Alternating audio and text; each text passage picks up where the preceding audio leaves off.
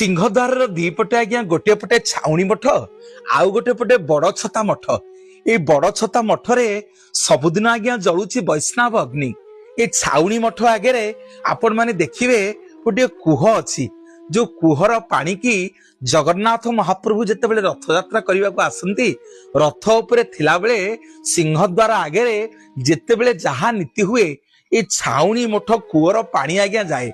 अधरपणा मध्य जगन्नाथंकर सेवा हला बेले ए छाउणी मठर कुअर पानी आज्ञा जाए। ए छाउणी मठर कुअर पानी केबे हेले सुखेनी।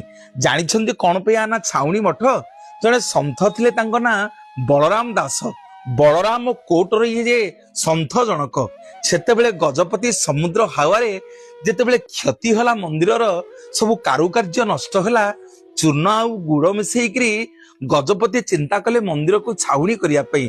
जेते श्रमिक माने आज्ञा ताकू छाउणी कले।